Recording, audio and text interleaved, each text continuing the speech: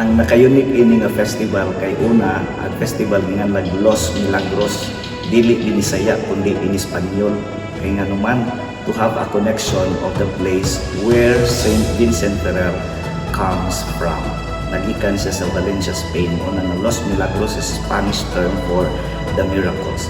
Ikaduha, ang maong festival dili mo gamit og imahe ni San Vicente kundi tawag yun ang muak as Saint Vincent Ferrer.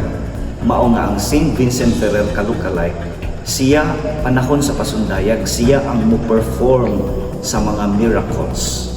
Unya, ikaduha, dili mo sayaw si San Vicente Ferrer. Ang iyang trabaho o ang iyang buhat ang paghimo sa mga milagro panahon sa showdown. Unya, ikaduha nga naka-unique ni kay gi-preserve nato ang faith and culture of the community.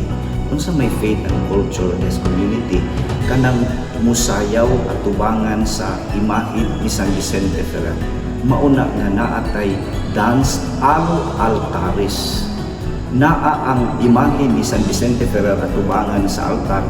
Unya diha musayaw ang mga performers at tubangan sa iyang altar.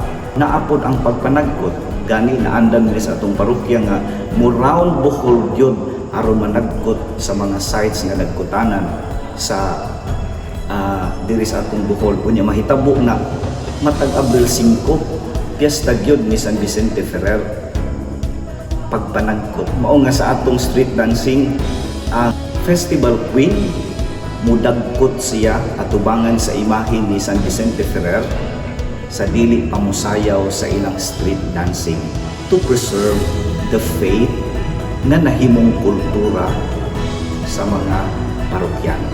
Ang ikatulo kanang patunog kay naa na dinhi og daghan ang magpatunog. Mao nga usa sa mga performers nato while the street dancing is going on na ay musud diri sa simbahan ni San Vicente Ferrer nga magpatunog to preserve again and to continue the faith of the people.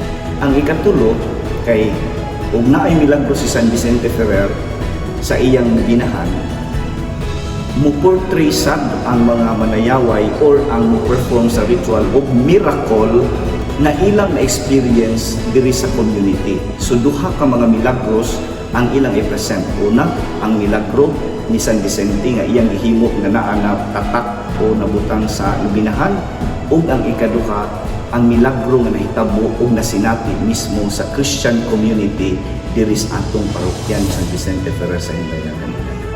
Unya, pasidungog o pasalamat o pasundayag tungod kay ang sayaw usa ka paghalad pasalamat sa grasya nga nadawat sa mga katawhan through the intercession of Saint Vincent Ferrer. So mao ni siya ang atong abangan kay lahi ni siya sa uban nga mga festival. Faith and culture mingled together. So hinaot nga magpadayon ni siya kay aron mas bulambo pa lumipang ang atong pagtuo sa Ginoo pinaagis mga santos ug San Vicente.